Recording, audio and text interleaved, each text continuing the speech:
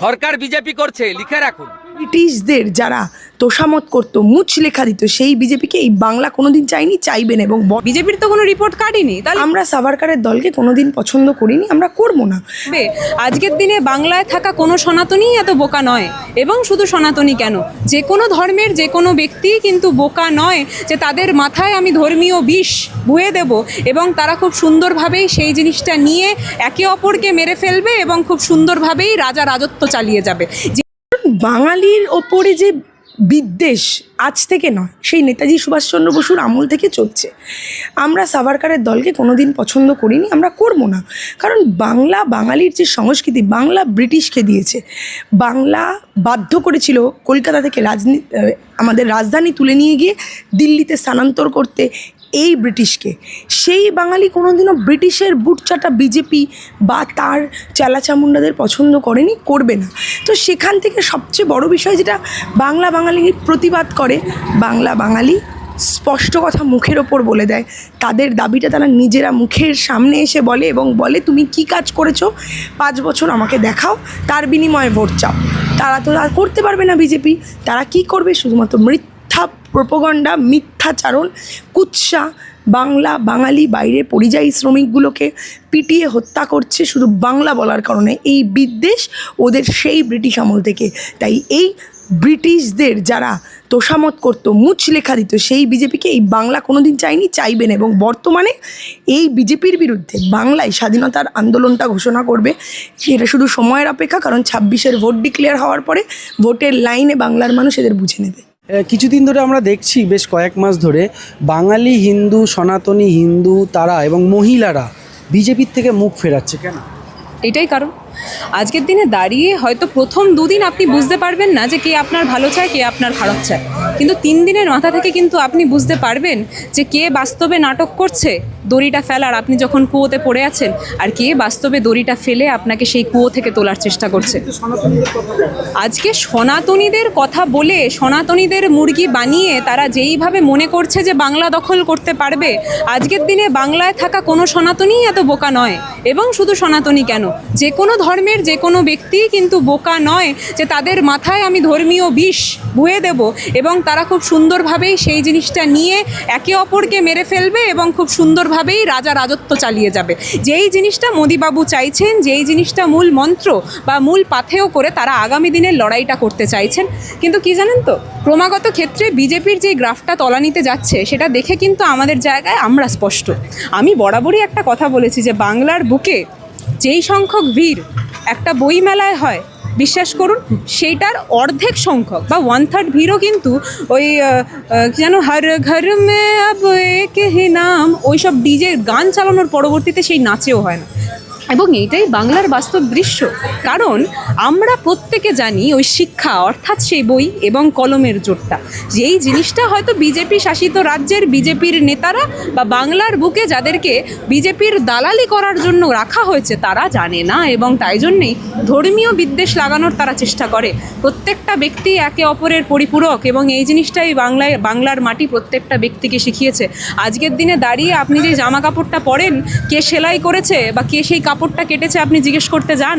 আপনি যখন হসপিটালে ভর্তি হন, আপনার যখন রক্তের প্রয়োজন পড়ে, রক্তটা কে দিল আপনি জিজ্ঞেস করতে যান না তো। কারণ প্রত্যেকটা ক্ষেত্রে আমরা জানি যখন আপনার খিদে পায়, যেই ব্যক্তিটা, যেই মাটা এসে আপনার থালায় খাবারটা বেড়ে দেয়, সেই মায়ের ধর্ম কি?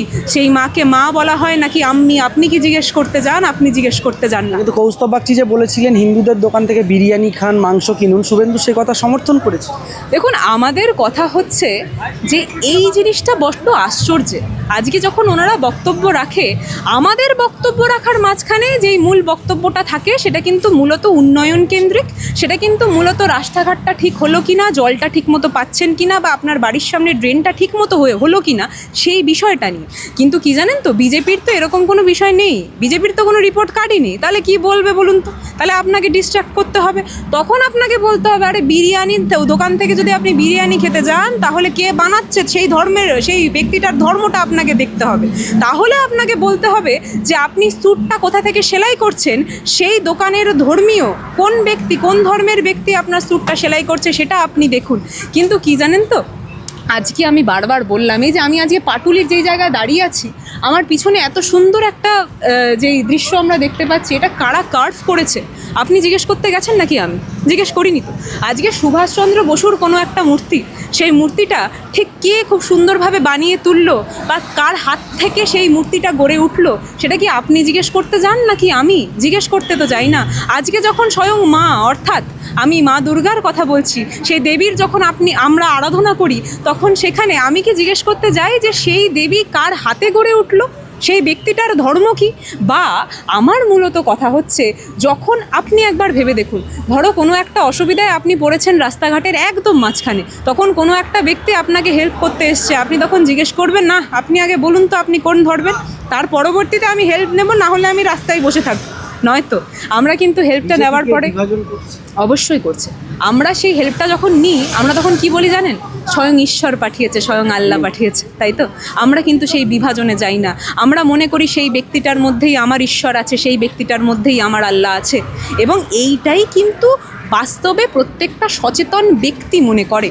কিন্তু যারা সচেতন নয়, তারা বিভাজন করার চেষ্টা করে, তারা বোঝানোর চেষ্টা করে যে আপনার প্রিয়তমর সাথে ঝগড়া হয়েছে, আরে আগে দেখুন তার পিছনে অন্য কোনো ধর্মের কোনো ব্যক্তি আছেন কি না, তাহলে ওই একটু ধর্মীয় দাঙ্গা লাগাতে আমি পারবো, ভোট ব্যাংকটা আরেকটু না হয় ডান দিক বাদিক করতে পারবো, তাহলে হয়তো আমার ওই আগে 1 ভোট পেতাম, যদি কোনো ক্রমে 1.5 বা 2 ভোটটা পেয়ে যাই, সেটাতেই আমার কেল্লা ফতে, এটা করার চেষ্টা করে। অমিত শাহ আসছেন তো আবার ধর্মীয় রাজনীতি উস্কাতে ইস্কনে যাচ্ছেন, এবং আরেক দিক থেকে গত 2 দিনে লক্ষ লক্ষ যুবতী তারা এই যুবশ্রী প্রকল্পের নাম দিচ্ছে।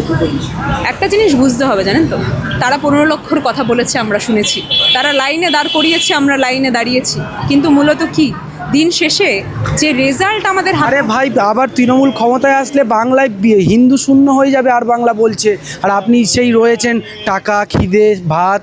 সত্যি তো, মানে যদি আর বাংলার কথা শুনে আমাদেরকে স্ট্যাটিস্টিক্সটা হিসাব করতে লাগে, তাহলে তো সত্যি কথা যে ওই ধর্মীয় কেন্দ্রিক রাজনীতিতেই আমাদেরকে সীমাবদ্ধ থাকতে হবে। তাহলে আপনি কি চাকরি পেলেন, আপনার বাড়ির সামনে রাস্তাটা ঠিক হলো কিনা, বা আপনার বাড়ির সামনে ল্যাম্পপোস্টে লাইট জ্বললো কিনা, সেটা দেখতে হবে না। আমি আবারও বলছি, আর বাংলা যে জিনিসটা বলছে ধর্ম ধর্ম ধর্ম ধর্ম ধর্ম, বিশ্বাস করুন ওনারা ধর্ম বেচে বেশ, শুনেছি নাকি বেশ ভালো সংখ্যক টাকা পায় মান্থলি, কিন্তু সেই টাকা কি আপনাকে দেওয়া হয়? সেই টাকা আমাকে দেওয়া হয়? আপনি 15 লক্ষ টাকা পেয়েছেন, আপনাকে যে টোপটা খাওয়ানো হয়েছে যে লক্ষ্মীর ভাণ্ডার বাড়িয়ে 3000 টাকা করে দেবো, পেয়েছেন? পাননি তো। লক্ষ্মীর ভাণ্ডার, যুবশ্রী নিয়ে এত প্রচার করার কি আছে? তো মানুষের ট্যাক্সের টাকায় দেওয়া হচ্ছে, বিজেপি বলছে। বাস্তব চিত্রটা কি জানেন? আমরা প্রচার করছি না, প্রচার করছে স্বয়ং মানুষেরা।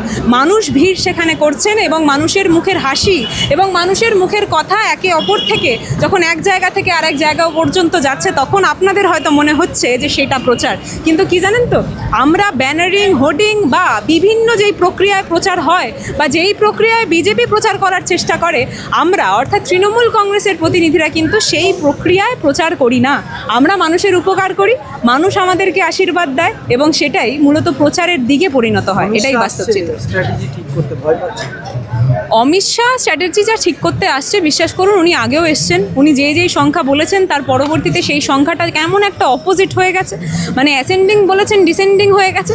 তো সেখানে দাঁড়িয়ে অমিত শাহ আসুন, আমি অমিত শাহকে বলবো যে আপনি কলকাতার বুকে এসে কলকাতার মিষ্টি দই আর হ্যাঁ রসগোল্লা, যেটাকে রসগোল্লা বলেন, সেটা খেয়ে যান, এবং তার পরবর্তীতে খুব সুন্দরভাবেই বিদায় নিন।